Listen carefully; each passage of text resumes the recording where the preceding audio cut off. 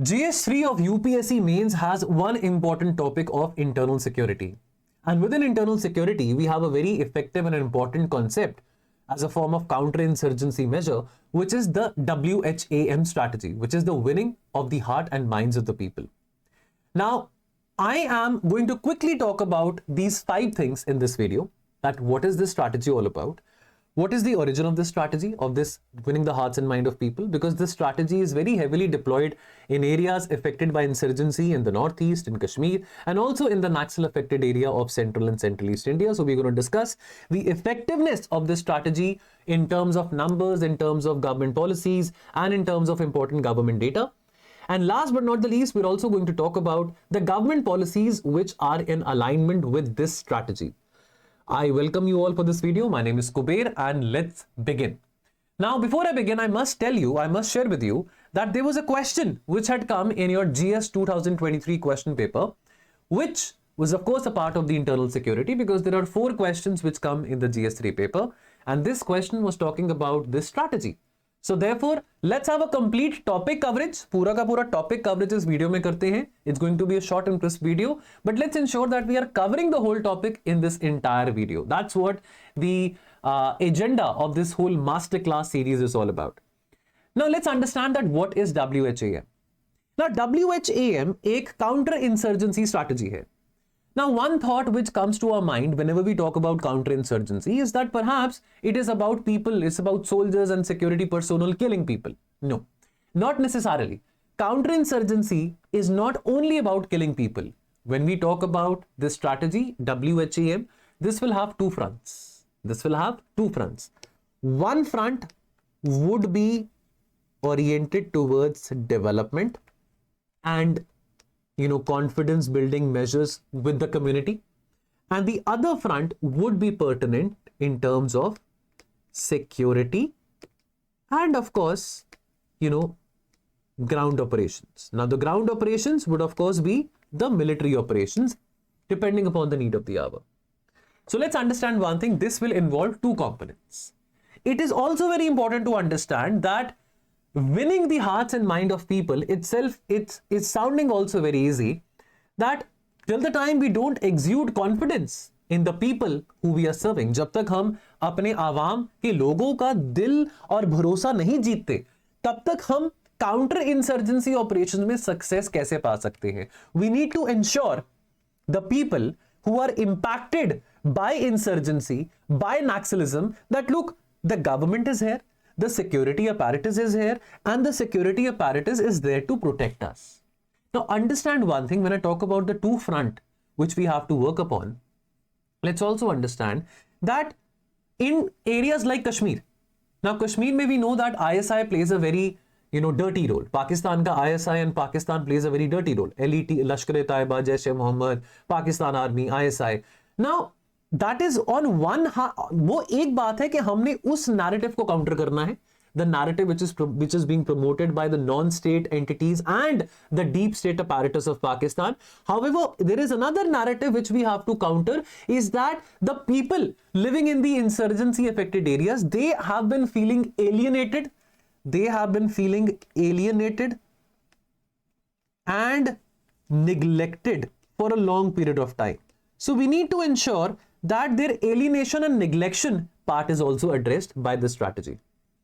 Now, winning the hearts and minds strategy, the ultimate aim, the ultimate goal, the ultimate yardstick of this strategy is to have peace and integration of the people with the mainstream society.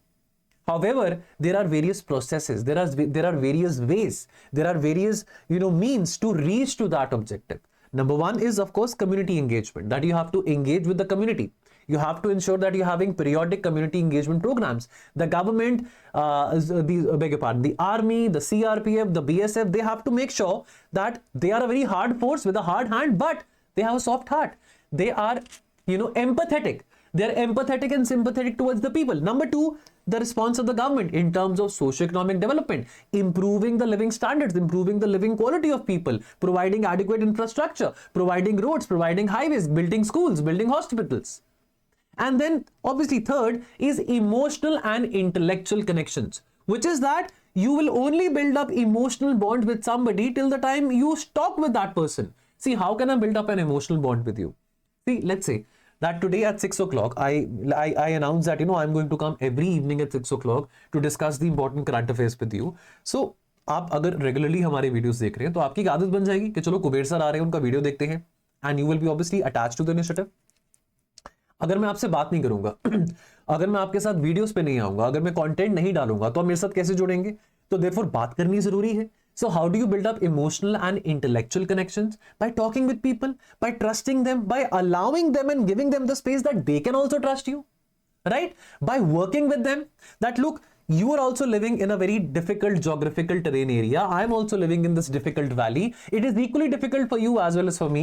ऐसा नहीं है कि अगर मैं यहाँ पे CRPF का हूँ या BSF का हूँ तो मेरे पास डोमिनोज की दुकान मेरे पास बगल में है ना, मेरे पास वो डोमिनोज का प्रोविजन है ना तुम्हारे पास है ना, मेरे पास कोई अभी नजदीक में कोई हॉस्पिटल है ना तुम्हारे पास है. आओ मिलके हम चीजें बिल्डअप करते हैं. And then public perception shift. Public perception shift जरूरी क्यों है? लोगों के मन में जो भय है, जो डर है, अब जैसे मान लो armed forces special power act बहुत ज्यादा हेविली डिप्लॉयड था JNK में, नॉर्थ ईस्ट में. अब लोगों के मन में भय है कि यार हमको ना आतंकवादी तो नहीं मारेंगे, हमको जो घुसपैठिए हैं वो भी नहीं मारेंगे, हमको अलगावाद वाले लोग भी नहीं मारेंगे, हमको ना हमारी आर्मी, हमारी CRPF, हमारी BSF वही मारेगी. अब ये परसेप्शन बदलना जरूरी है कि हम यहां पे आपको मारने के लिए नहीं आए हैं, हम यहां पे आपको बचाने के लिए आए हैं. We are here as your guardians, we want to guard you, we don't want to kill you. So ultimately, sir, this is a process which will ultimately lead towards the ultimate goal, which is peace and integration. And when we talk about the strategy cycle of winning the hearts and minds of the people, understand one thing. Number one is that you have to address the root causes. What are the root causes? What are the root causes? Root causes is years and years of neglection, misgovernance, corruption, fear, discrimination. So you have to address the root causes first. If people in an Naxal affected areas, they are feeling that look, after 1947 अभी भी हमारे घर के बाहर सड़क नहीं है, हमारे शहर में सड़क नहीं है, डिस्पेंसरी नहीं है, स्कूल नहीं है, then that is something which you have to address. That is something which you have to address through governance. And in order to provide governance in such areas which are very hostile, in such areas जहां पे hostility बहुत ज्यादा है, जहां पे volatility बहुत ज्यादा है, the army has to step in. The security agencies have to step in. Why? Because till the time there is no atmosphere of security, how can any investment come? Forget about investment. How can any government project also be executed? Because government project execute करने के लिए वहां पे जो engineers required है, जो वहां पे labor force required है, उनको भी तो अपनी जिंदगी बचानी है, अपनी जान बचानी है. तो उसको बचाने के लिए उनको ऑब्वियसली इंश्योर करना पड़ेगा कि बॉस यहां पे काम करना सेफ है, please come and work over here. Then secondly, build trust. How do you build trust? By transparency.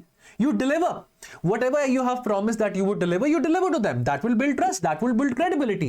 Today if I have said that okay, tomorrow I will deliver a lecture to you, and that lecture would comprise of everything A to Z about Naxalism, and if I end up delivering that would build up trust between us, that would end up building up credibility between us. Everything works on credibility.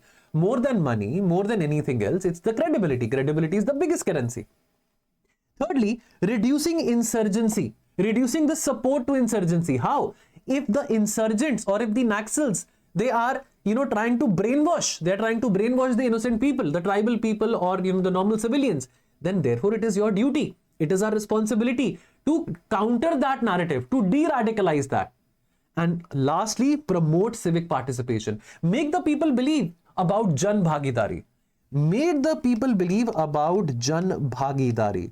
That look, हमारे समाज में, हमारे गांव में, हमारे शहर में कुछ भी तभी हो पाएगा जब सब मिलके काम करेंगे.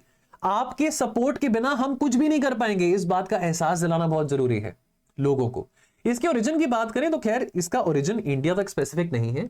इसका पहली बार जो डिप्लॉयमेंट किया गया था वियतनाम में किया गया था, बिकॉज वियतनाम का जो कॉलोनियल मास्टर था back in the day, in the end of the 19th century, was France. और वियतनाम की आर्मी में एक पर्टिकुलर यूनिट था ब्लैक फ्लैग्स का, which was also supported by another unit of the Chinese army. तो ये तब बेसिकली ये campaign winning the hearts and minds of the people France ने डिप्लॉय किया था, फ्रांस की आर्मी ने डिप्लॉय किया था, France being the colonial master of Vietnam, to win the support of the local population. Of course ये strategy का इस्तेमाल वियतनाम में अमेरिका ने भी किया था. जब वियतनाम वॉर हुआ था then there were some certain programs, कुछ सिविक एक्शन प्रोग्राम्स के ऊपर एम्फसाइज किया था अमेरिका ने, जैसे कि स्कूल्स बनाना, हॉस्पिटल्स बनाना, ताकि जो नैरेटिव है कम्युनिज्म का उसको अमेरिका अपने काम के जरिए काउंटर कर सके और अमेरिका दिखा सके। अमेरिका का ये मोटिव था कि हम दिखाना चाहते हैं कि that look capitalism has a good alternative, please don't follow the path of communism, and in order to win the support of the local people of Vietnam, they were also performing, this ideology, they were also performing certain civic action programs. However, they weren't very, the credibility was tested because America wasn't very effective in terms of delivering whatever they were promising, and therefore this strategy, although it was deployed in Vietnam during the peak of the Vietnam War, wasn't very successful in Vietnam. Now in India, this doctrine was formalized in the 1990s, and this doctrine was formalized from the northeast to the Naxal affected areas and all the way up to Kashmir as well. In fact army की 2007 की, Indian army की जो 2007 की doctrine for सब conventional operations है, वहां पे बहुत एक्सप्लिसिटली प्रायोरिटाइज किया है WHAM को as a prerequisite for any successful counter insurgency. So please अगर आप लिख रहे हैं WHAM के बारे, इन चीजों को जरूर मेंशन करना. Now what is the effectiveness of this strategy in India? Now let's understand in a very comprehensive way. Number one is that this strategy is a synergy of the military authorities and the civilian authorities. That look, the state administration, the DC, the SDM, the state police, along with the collaboration of the army, the CAPF. If I'm talking about, let's say, even if I'm talking about the Naxal affected areas, it is going to be the military civilian administration fusion, which will ultimately deliver and work together to win the confidence of the people. See, the onus does not lie solely on the army. The onus also lies on how well the military and the security agencies involved, along with the civilian administration, how can they work together to deliver a sense of security and governance and execution of projects in a timely manner to the people. Then people-centric approach. The approach has to be very much oriented towards the people. The people have to believe that whatever is being done to enhance their standard of living, their quality of life. So therefore, development, education, providing employment, skill programs, livelihood programs, all these kinds of things, providing them infrastructure, providing them roads, providing them, houses, providing them schools, dispensaries, all this becomes very important, which will ultimately have a long-term impact, which is about building trust, which is about, that if they see that, we can trust the army, we can trust the government agencies, we can trust the security agencies, that would be very good. That would be very good for the long term. Also, that will also help in terms of violence reduction as well. Because if more people are aligning with the thought process of the army and the security agencies, if more people are wanting to join and help the army and the security agencies, so therefore, ultimately, those people who are willing to work with the government, they will not be brainwashed by petty Naxalites and by these insurgents. And then, of course, cultural resonance. Honorable Shri Atal Bihari Vajpayee ji, he always used to say कि कश्मीर का जो solution है, that lies in the spirit of Kashmiriyat. Kashmiriyat, इंसानियत, jamhuriyat, यानी कि democracy, humanity, and the spirit of Kashmiriyat. So therefore, let's say we're talking about Kashmir. So therefore, we have, after the abrogation of Article 370, there has been numerous confidence building measures and initiatives which have been rolled out. And rolling out in a sense that is very central and very specific to the essence of the Kashmir society. So the cultural aspect, which means whether it is Kashmir, whether it is Nagaland, whether it is Manipur, whether it is Chhattisgarh, the culture, the primitive culture, the tribal culture of the people, or the folklore culture of the people, that has to be preserved. That has to be preserved. Those values have to be regarded. Now, effectiveness of this strategy will vary from region to region, because see, every region is not alike. The geographical terrain, the demography, the insurgency tactics, and the kind of operations are being conducted, they all differ.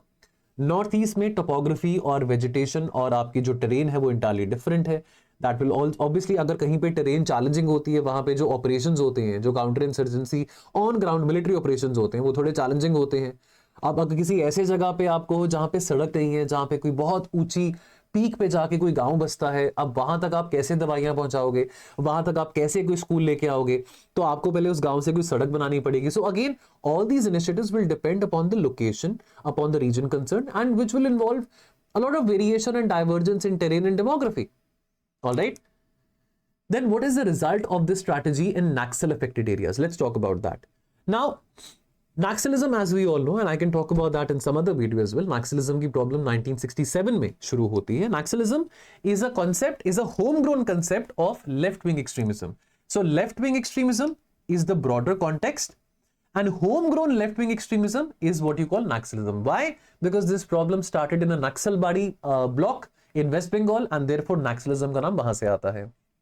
Eventually, it went on to spread to more than 10 states across India. जिस reason को हम red corridor कहते हैं. और winning the hearts and mind of people एक बहुत important strategy रही है, काउंटर नक्सल स्ट्रैटेजी रही है, जिसमें रिजल्ट्स मिले भी हैं और ऑफ कोर्स कुछ हिट्स एंड मिसेस दोनों रहे हैं. जैसे कि हम प्रधानमंत्री ग्राम सड़क योजना की बात करें, इंटीग्रेटेड ट्राइबल डेवलपमेंट प्रोग्राम्स की बात हो, इसके चलते connectivity, health care, education far flung remote areas में काफी इंप्रूव हुई है. For example road construction in the Bastar region of Chhattisgarh, इसके चलते लोगों को एक्सेसिबिलिटी मिली है to the markets, to the schools, which has led to decreasing of alienation, reducing of the isolation. Outcome क्या है? Reduced local support for the Naxalites, which means more support for the government, more support for the army, for the CRPF, has also led कि भाई कम लोग हैं जो कि Naxal influence और ideology में brain wash हो रहे हैं. By 2025, and these are the official date, this is the official data, Naxal influence has declined to 38 districts from peak 180 in the late 2010s, and we also have a target of having a Naxal Mukt Bharat by 31st March 2026. Honorable Amit Shah ji had given this target.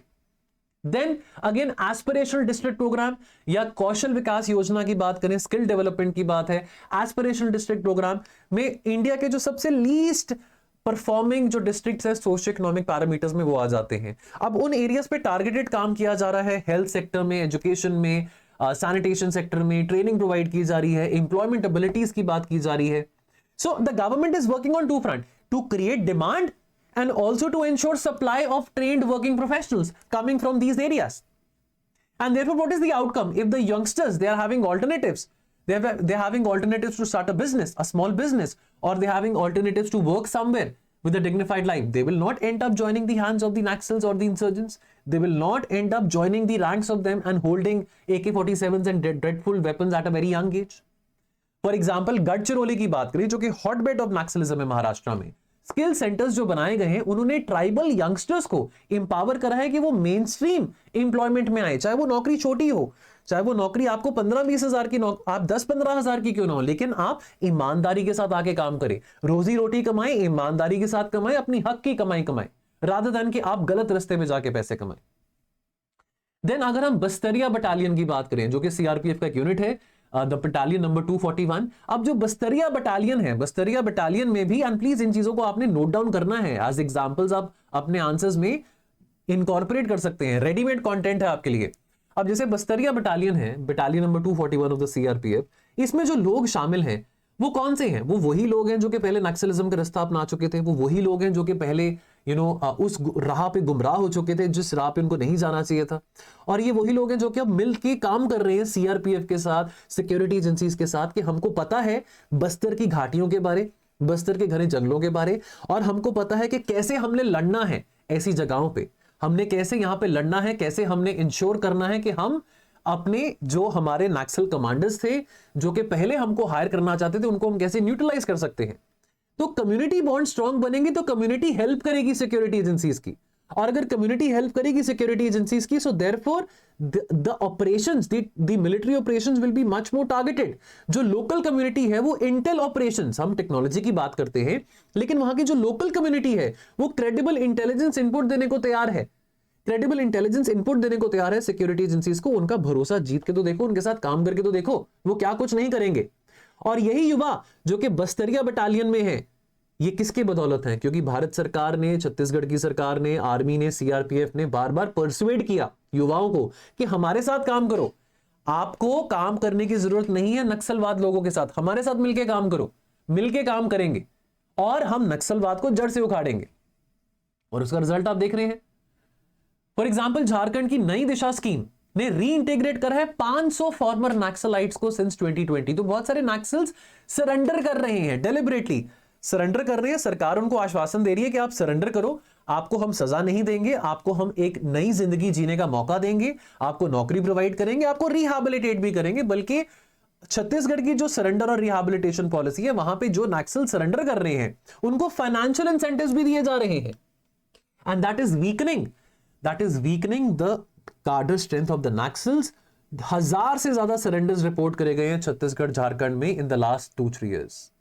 अगर जम्मू कश्मीर की बात करें तो Indian army की जो flagship scheme था operation सद्भावना की बात हो, जिसके चलते हमारी आर्मी ने कई सारे स्कूल्स, अस्पताल और इंफ्रास्ट्रक्चर फैसिलिटीज बनाई हैं, लद्दाख में स्कूल्स बनाए हैं, वुमेन एम्पावरमेंट के लिए काम किया है। इनफैक्ट जो कि लास्ट विलेज है close to the LOC on the Indian side, Turtuk, वहां पे लोकल्स जो कि पहले पीओके के साथ जुड़ना चाहते थे, पाकिस्तान ऑक्यूपाइड कश्मीर में जाना चाहते थे, वहां के जो लोकल्स हैं वो अब आर्मी को अपनी फौज मानती है, अपनी खुद की आर्मी मानती है। 80 लोग from Turtuk they have ended up joining the army and 32 have ended up joining the police जब से सद्भावना ऑपरेशन शुरू किए गए थे। देन हम आर्टिकल 370 के एब्रोगेशन के बाद प्रधानमंत्री जी ने डेवलपमेंट पैकेज दिया 80,000 करोड़ का। नाउ क्रिटिक्स कह सकते हैं कि सर 80,000 करोड़ तो कुछ भी नहीं होता, लेकिन इसके चलते कुछ इंफ्रास्ट्रक्चर प्रोजेक्ट्स बनाए गए हैं। अभी रिसेंटली जो प्रोजेक्ट इनॉग्रेट किया था, चनाब ब्रिज की बात हो, या अगर हम दिल्ली से बारामूला की रेलवे लिंक की बात करें, जो उधमपुर श्रीनगर बारामूला रेल लिंक है, ये पैसा कहीं ना कहीं तो उसी डेवलपमेंट पैकेज में से आ रहा है ना। All India institute of medical sciences का अस्पताल बनाया जा रहा है, टूरिज्म प्रमोशन हो रहा है। यहाँ पे आंकड़े मेरे पास, लगभग 2.7 crore visitors they traveled and they toured and they had vacation in Kashmir in 2024. Return of tourism happening, from terrorism to tourism happening in Kashmir. I know that Pakistan के निशाने पे है कश्मीर, पाकिस्तान के जो आतंकवादी है वो नहीं चाहते कि कश्मीर सफल हो, कश्मीर में टूरिज्म हो, कश्मीर में लोग घूमने आए, और इसी करके उनके ये इवल डिजाइन हमेशा रहते हैं, जिसका हम भी मुंह तोड़ जवाब देते हैं। But the point is that ये डेवलपमेंटल प्रोजेक्ट्स आउटकम लेके आ रहे हैं, रिजल्ट्स लेके आ रहे हैं, and that is signaling, and that is definitely signaling a level of normalcy and economic revival. Programs हैं, प्रोग्राम जैसे कि हिमायत स्किल ट्रेनिंग प्रोग्राम है, उम्मीद वुमेन एम्पावरमेंट प्रोग्राम है, उड़ान एम्प्लॉयमेंट प्रोग्राम्स हैं। ये टारगेट कर रहे हैं यूथ को, ताकि ये जो यंगस्टर्स हैं वो इंसर्जेंसी या टेररिज्म का रास्ता ना अपनाएं। तो काउंटर रेडिकलाइजेशन के तौर पे ये जो प्रोग्राम्स हैं, ये जो स्कीम्स हैं, ये जो पॉलिसीज हैं, वो मदद कर रही हैं। एंड इसका आउटकम देखने को मिल रहा है, reduced youth recruitment by the militant groups. For example, footballer Majid Khan, he ended up leaving Lashkar-e-Taiba and he supported the army.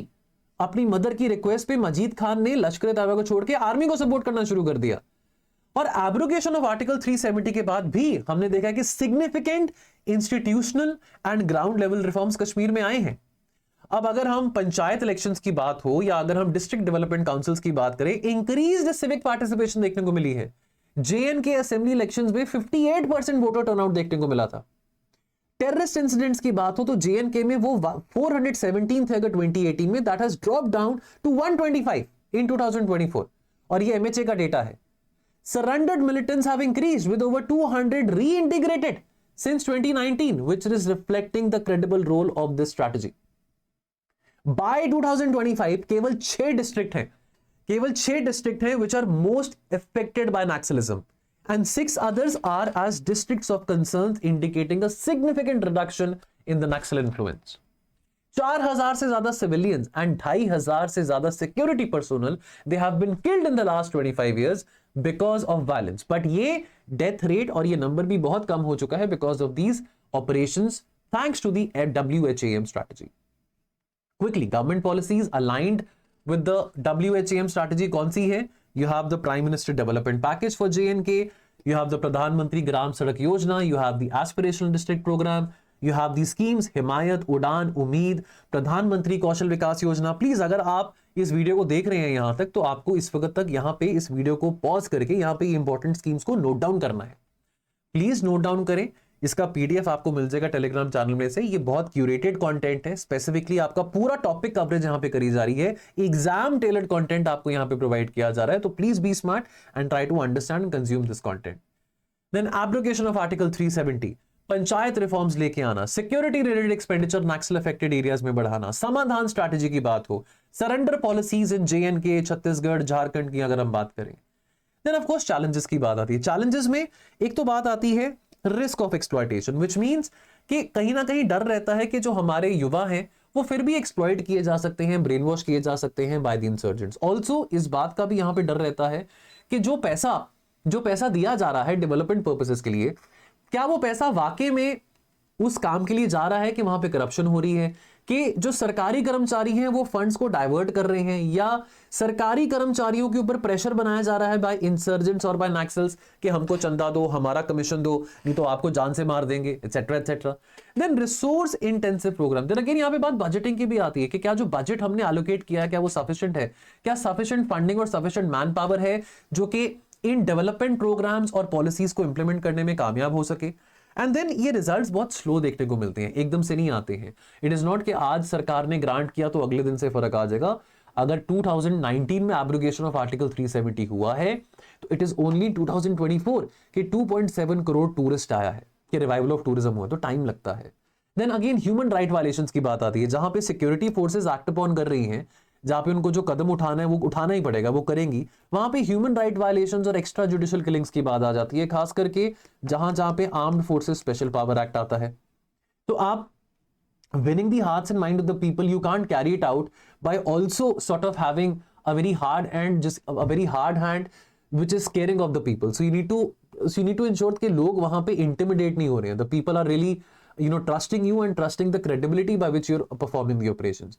Corruption and mismanagement की बात होती है, लोकल्स को फिर भी लगता है कि यार के जो पैसे सरकार दे रही है हमारे डेवलपमेंट के लिए वो पैसे हम तक नहीं पहुंच रहे हैं, they are still feeling alienated and neglected because of the high security atmosphere, because of the fear and because of the violence happening around them, the encounters happening between the security forces and the insurgents or the terrorists, or in the Naxal affected areas between the Naxalite commanders.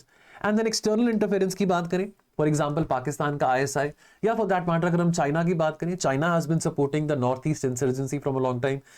China, Pakistan both have been supporting quite significantly the Naxal problem, the Naxalism, the Naxal cadres in central India, central east India.